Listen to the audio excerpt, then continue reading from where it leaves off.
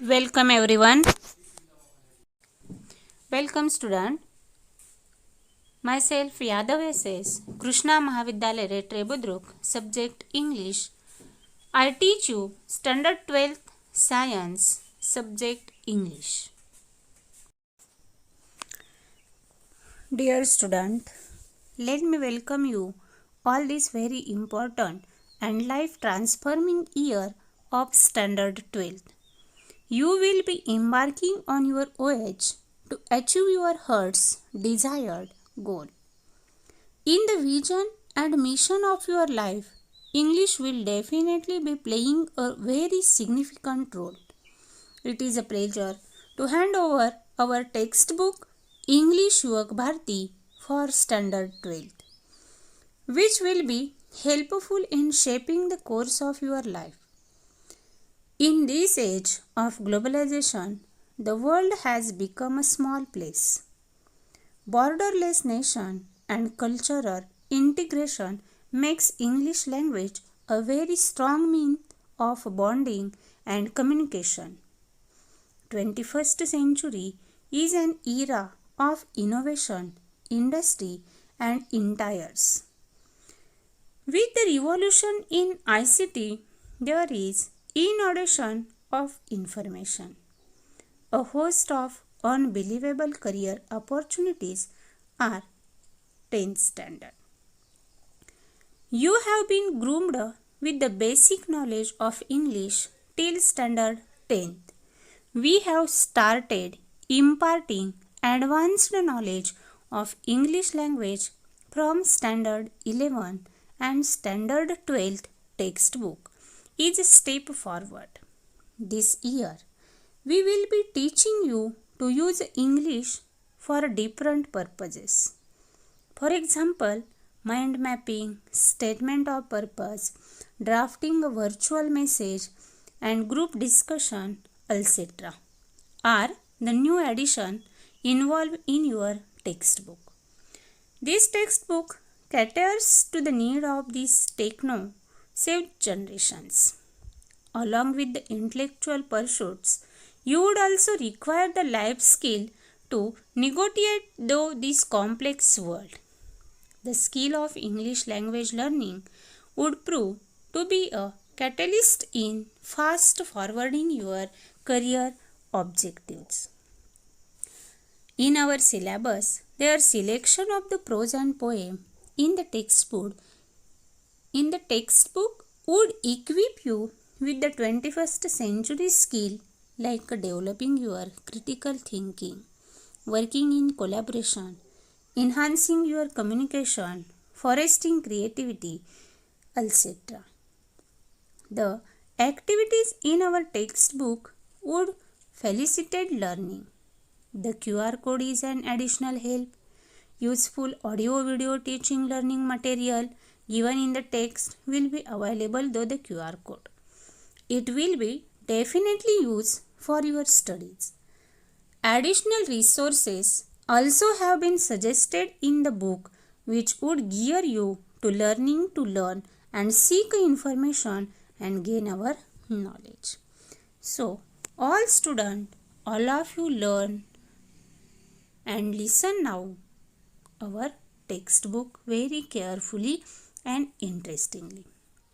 विद्यार्थी मित्रांनो, आज आपण आपल्या 12th स्टँडर्डसाठी इंग्लिशचं जे टेक्स्टबुक हँडओव्हर केलेलं आहे त्याबद्दल आपण माहिती घेणार आहोत.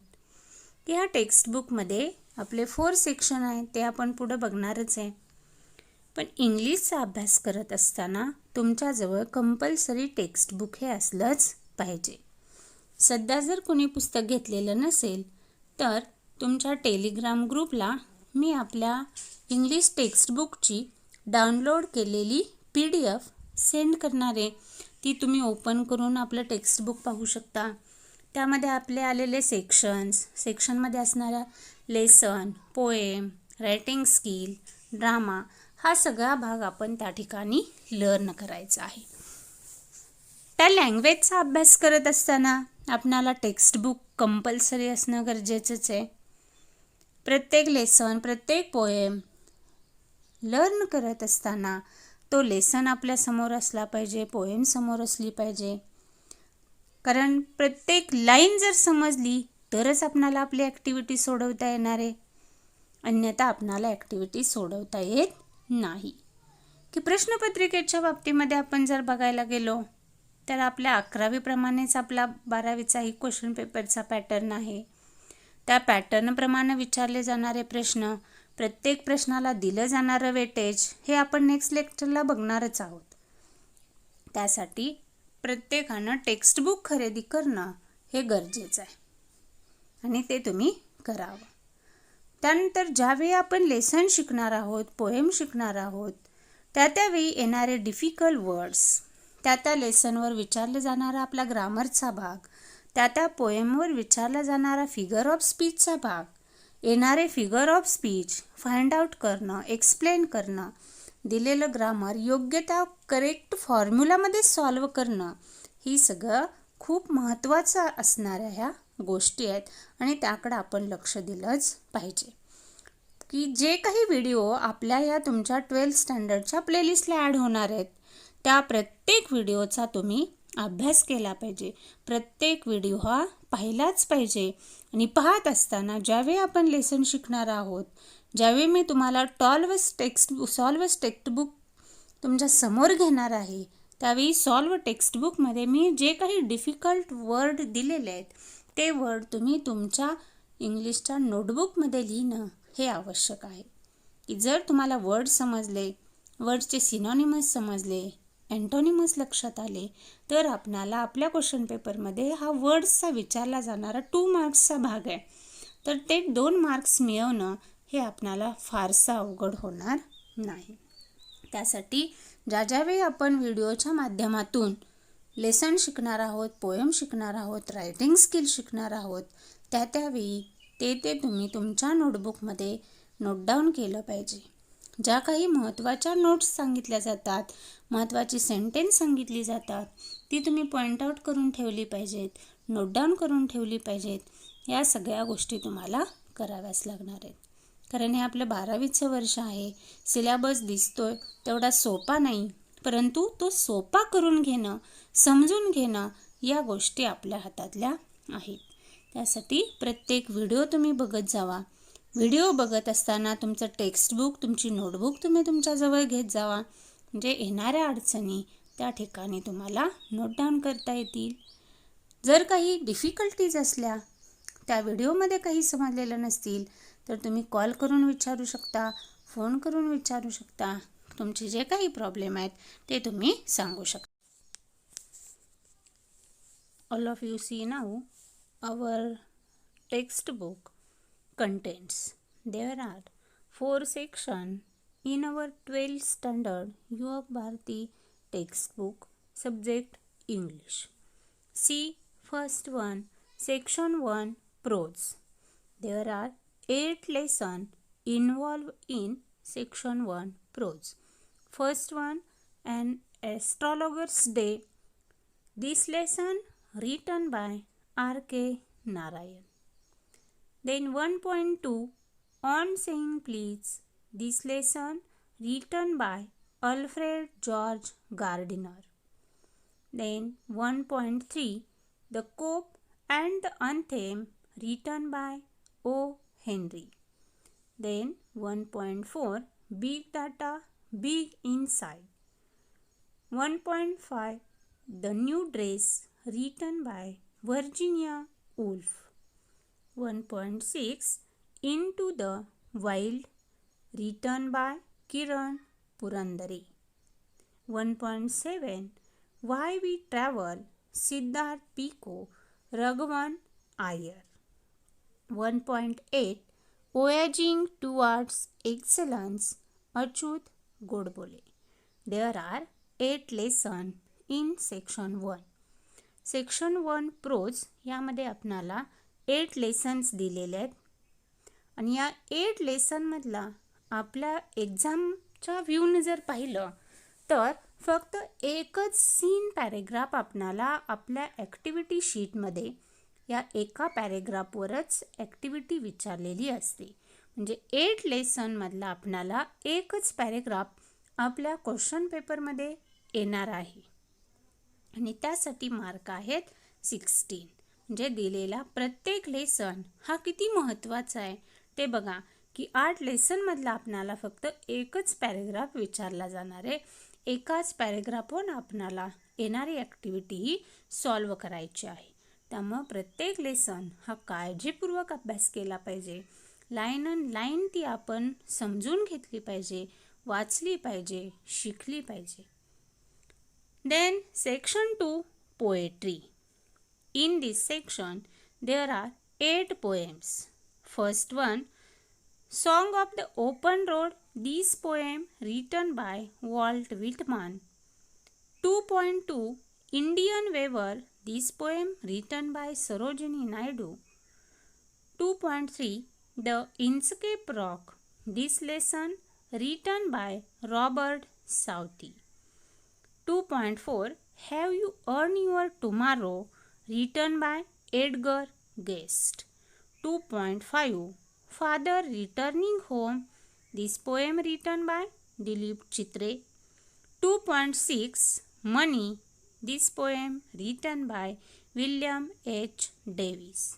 Then 2.7, She Walks in Beauty, written by George Gordon Byron. And the last poem, 2.8, Small Towns and Rivers, Mamang Dai. There are 8 poems. आपल्या सेक्शन 2 पोएट्रीमध्ये 8 पोएम्स दिलेल्या आहेत आपणाला अभ्यासासाठी आणि या 8 पोएममधल्या कुठल्याही 2 पोएम आपणाला 14 मार्क्ससाठी या फेस करायच्या आहेत. ही 8 पोएममधली एक पोएम आपणाला ॲक्टिव्हिटीसाठी येणार आहे आणि दुसरी पोएम ही पोएटिक ॲप्रिसिएशनला 4 मार्क्ससाठी येणार आहे. ॲक्टिव्हिटीवर विचारले जाणारे प्रश्न हे 10 मार्क्सचे असतात आणि पोएटिक ॲप्रिसिएशन हे 4 मार्क्सचं असतं.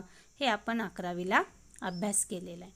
त्यामुळे या 8 पोएममधल्या कुठल्याही 2 पोएम आपणाला आपल्या क्वेश्चन पेपरमध्ये येणार आहेत. एक पोएम येणार आहे ती 10 मार्क्सला, त्यावर प्रश्न विचारले जाणार आहेत, त्याचे आन्सर आपणाला लिहायचे आहेत आणि एक पोएम ही पोएटिक ॲप्रिसिएशनसाठी विचारली जाणार आहे. Then and after see the section 3, writing skill. In our text book there are given 6 writing skill.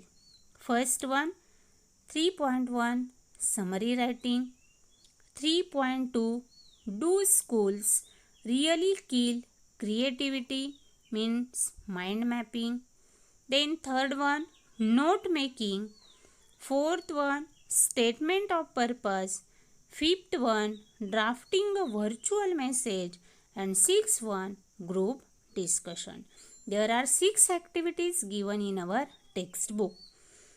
तुमच्या 12th स्टँडर्डच्या टेक्स्टबुकमध्ये 6 ॲक्टिव्हिटी ह्या तुम्हाला अभ्यासासाठी दिलेल्या आहेत. आपला क्वेश्चन पेपरमध्ये येणारा सेक्शन 3 हा रायटिंग स्किल आहे, तो आपणाला 16 मार्क्ससाठी विचारला जातो आणि त्या 16 मार्क्ससाठी तुम्हाला ABCD असे 4 ठिकाणी 4 मार्क्सचे 4 क्वेश्चन असतात. प्रत्येक रायटिंग स्किलला 3 एकमेकाला और असतात. फक्त हे 6च रायटिंग स्किल शिकून आपल्याला चालणार नाही, तर 11वीला जी काही आपण 6 रायटिंग स्किल शिकलेली आहोत तीही रायटिंग स्किल आपणाला येणं गरजेचं आहे. For example expansion of idea आहे, ईमेल रायटिंग आहे, ब्लॉग रायटिंग आहे. या सगळ्या महत्त्वाच्या असणाऱ्या आपल्या रायटिंग स्किलचा आपल्याला परत एकदा अभ्यास करावा लागणार आहे. आत्ता आपल्याला 12वीला कोणकोणती रायटिंग स्किल आहेत, तर समरी रायटिंग आहे. त्या समरी रायटिंग स्किल, समरी लिहिणं म्हणजे काय हे आपण 11वीला बघितलेलं आहे. Then do schools really kill creativity, mind mapping. Mind mapping means एखादा टॉपिक दिलेला असतो आणि त्या टॉपिकच्या आपल्याला ट्री डायग्राम जशी आपण काढतो की वेगवेगळ्या ब्रँचेसच्या माध्यमातून त्याची माहिती आपण देण्याचा प्रयत्न करतो, त्याच्या शाखा वेगवेगळ्या पद्धतीने दाखवतो, त्या पद्धतीनं आपल्याला हे माइंड मॅपिंग करावं लागतं. त्यानंतर नोट मेकिंग दिलेलं आहे. रायटिंग स्किल हे प्रत्येक रायटिंग स्किल 4 मार्क्ससाठी विचारलं जातं आणि मार्क मिळण्याचे चान्सेस असतात की ठराविक स्टाईलनं, ठराविक पद्धतीनं जर आपण हे रायटिंग स्किल लिहिलं तर आपणाला मार्क्स पडतात. तर नोट मेकिंग आहे. नोट मेकिंगच्या आपण 11वीमध्ये टाईप्स बघितलेलेच आहेत. ट्री डायग्राम असते, टॅब्युलर डायग्राम असते, सिंपल नोट असते. त्या पद्धतीनं कोणत्या प्रकारची आपणाला नोट मेकिंग विचारलेली आहे ते आपण त्या ठिकाणी लिहू शकतो. जो टाईप आपणाला दिलेला आहे त्याच पद्धतीनं आपणाला लिहावं लागतं. Then statement of a purpose, एखादं विधान तुम्हाला त्या ठिकाणी दिलेलं असतं, त्या पाठीमागचा विधानाचा हेतू काय आहे हे आपणाला एक्सप्लेन करून लिहावं लागतं. Then drafting a virtual message, यामध्ये एखादी गोष्ट जी काही घडलेला इव्हेंट आहे हा तुम्हाला डायलॉगच्या स्वरूपामध्ये दिलेला असतो, पॅरेग्राफच्या स्वरूपामध्ये दिलेला असतो आणि त्या ठिकाणी तुम्हाला त्याचा ड्राफ्टिंग अ व्हर्च्युअल मेसेज म्हणजे कमीत कमी शब्दामध्ये कुणी कुणाला आणि कधी मेसेज दिलेला आहे हे त्या ठिकाणी ड्राफ्ट करावं लागतं. Then group discussion, group discussion हे आपल्याला माहितीच आहे. सहज जरी आपण मित्र मैत्रिणी बोलत उभं राहिलो, एखादा टॉपिक घेतला तर त्यावर आपण अगदी छानपैकी गप्पा गोष्टी करू शकतो. तेच फक्त आपणाला दिलेल्या आपल्या सिस्टममध्ये बसवून लिहावं लागतं. म्हणजे एखादा कंटेंट दिला जातो आणि मग त्या कंटेंटला आधारे जो विषय दिलेला आहे त्याच्याशी रिलेट आपण कॅरेक्टर घ्यायची आणि त्यांचे छोटे छोटे डायलॉग तयार करायचे. Then and after section 4 junior drama. All of you studied now in 11th standard novel, then drama, then see Junior drama. 4.1 here is history of a novel. Novel means कादंबरी. म्हणजे या कादंबरीचा उगम कसा झाला, कधी झाला, सुरुवात कशी झाली, त्यांचे वेगवेगळे टाईप्स कोणते आहेत, कोणता कालखंड आहे, हे या ठिकाणी हिस्ट्री ऑफ अ ड्रामा यामध्ये दिलेलं आहे. आता सेक्शन 4 हा आपल्या व्ह्यूनं खूप महत्त्वाचा आहे. कारण का, तर या ठिकाणी ज्यावेळी आपण आपली ॲक्टिव्हिटी शीट सोडवणार आहोत त्यावेळी त्या विचारल्या जाणाऱ्या तुमच्या ड्रामावर, नॉवेलवर एकही पॅरेग्राफ आलेला नसतो. म्हणजे फक्त त्या ठिकाणी प्रश्न विचारलेला असतो आणि त्या प्रश्नांची तुम्हाला सविस्तर उत्तरही लिहावी लागतात. कुठलाही पॅरेग्राफ समोर नसतो. नंतर इंग्लिशचा पेपर म्हणलं की आपल्याला सवय झालेली आहे की समोर पॅरेग्राफ असणं आणि पॅरेग्राफमधले उत्तरं शोधून लिहिणं. परंतु आपणाला हा सेक्शन 4 हा 16 मार्कला आहे आणि त्याचा खूप बारकाईनं अभ्यास करावा लागणार आहे. कारण त्या ठिकाणी समोर तुमच्या कोणतंही मटेरियल नसणार आहे, फक्त प्रश्नच विचारला जाणार आहे. Then 4.2 to sir with love this novel written by E.R. Braithwaite. 4.3 around the world in 80 days written by Jules Gabriel Verne. And then last novel The Sign of Four written by Sir Arthur Ignatius Conan Doyle. There are 4 novels in our section 4. आज आपण या ठिकाणी आपल्या टेक्स्टबुकची पूर्ण माहिती घेतलेली आहे की कंटेंटमध्ये 4 सेक्शन कोणते आहेत, प्रत्येक सेक्शनमध्ये किती लेसन, किती पोएम, रायटिंग स्किल आणि नॉवेल कोणकोणत्या आलेल्या आहेत याची आपण सविस्तर माहिती घेतलेली आहे. आता नेक्स्ट लेक्चरला तुम्हाला या ठिकाणी क्वेश्चन पेपरचा फॉर्मॅट देणार आहे आणि त्याप्रमाणे आपण लगेचच आपल्या टीचिंगला, टेक्स्टबुक लर्निंगला सुरुवात करायची आहे. टेक्स्टबुक घेतली नसतील तर टेक्स्टबुक घ्या किंवा जी PDF आहे, सुरुवातीला मी पोएमच घेणार आहे. जर शक्य असेल तर PDF मधली तुम्ही पोएम एखाद्या तुमच्या नोटबुकमध्ये किंवा पेजवर लिहून काढू शकता की जेणेकरून तुम्हाला तो व्हिडिओ बघताना व्यवस्थितपणे लिहून घेता येईल. आता 11वी प्रमाणेच 12वीच्या क्वेश्चन पेपरचाही फॉर्मॅट आहे, त्यामध्ये काहीही बदल नाही. त्या पद्धतीनंच तो पेपर आपणाला सॉल्व करायचा आहे. आता आपण टेक्स्टबुकची माहिती घेतलेली आहे. प्रत्येक लेसन, पोएम, रायटिंग स्किल किंवा नॉवेल हे खूप महत्त्वाचं आहे. नॉवेलला तर आपणाला 16 मार्क आहेत आणि मी सांगितलंच की त्यातलं कुठलंही मटेरियल, कुठलाही पॅरेग्राफ हा तुमच्या समोर नसणार आहे. आणि या नॉवेलवर तुम्हाला कसे प्रश्न विचारले जातात, तर तुम्हाला 4 मार्क्सचे ऑब्जेक्टिव्ह प्रश्न विचारले जातात. त्यानंतर 12 मार्क्ससाठी तुम्हाला डिस्क्रिप्टिव्ह प्रश्न विचारले जातात.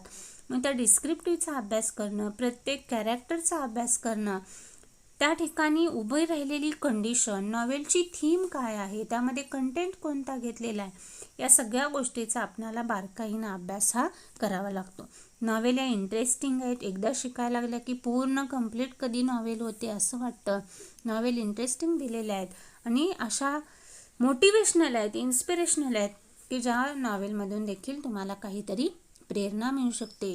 नॉवेलचा अभ्यास हा आपल्याला खूप काळजीपूर्वक करावा लागणार आहे, कारण समोर आपल्या पॅरेग्राफ असणार नाही. हे मी तुम्हाला सारखं सांगते, कारण नॉवेलवर आपल्याला 16 मार्क आहेत आणि जर का आपल्याला समोर पॅरेग्राफ नसेल तर काय लिहिता येईल, किती लिहिता येईल, यासाठी आपण आत्तापासूनच तयारीला लागलं पाहिजे. ऑब्जेक्टिव्ह प्रश्न आहेत, मग त्यामध्ये ट्रू ऑर फॉल्स असतील, कंप्लीट द सेंटेन्स असेल, रिअरेंज द सेंटेन्स सिक्वेन्स असेल, अगदी match the column A with B असेल, इन्सिडंट असेल, कॅरेक्टर्स वर्क असेल, म्हणजे अगदी प्रत्येक लाईनवर आपल्याला ऑब्जेक्टिव्हचा प्रश्न हा विचारला जाऊ शकतो. त्यामुळे नॉवेलचा अभ्यास हा आपण खूप काळजीपूर्वकच करायला हवा. So today all of you listen now my introductory speech about our textbook. Once again I would say like welcome in 12th standard. All of you study very well and interestingly. खूप काळजीपूर्वक आणि लक्षपूर्वक 12वीचा अभ्यास करा. परत एकदा तुम्ही 12वीत आलेले आहात, अजून रिझल्ट लागायचा आहे, परंतु आता आपलं लेक्चर चालू झालेली आहेत. तुमचं स्वागत आहे आणि येणारं प्रत्येक व्हिडिओ लेक्चर हे अटेंड करा, बघा. जर व्हिडिओ समजला नाही, एखादी पोएम समजली नाही, लेसन समजला नाही, तो अवश्य विचारा, फोनवरून विचारा, व्हॉट्सअप मेसेज करा, किंवा ज्यावेळी आपलं कॉलेज चालू होईल त्यावेळी तुमच्या ज्या काही शंका असतील त्या विचारत जावा. फक्त अभ्यासाकडं दुर्लक्ष करू नका.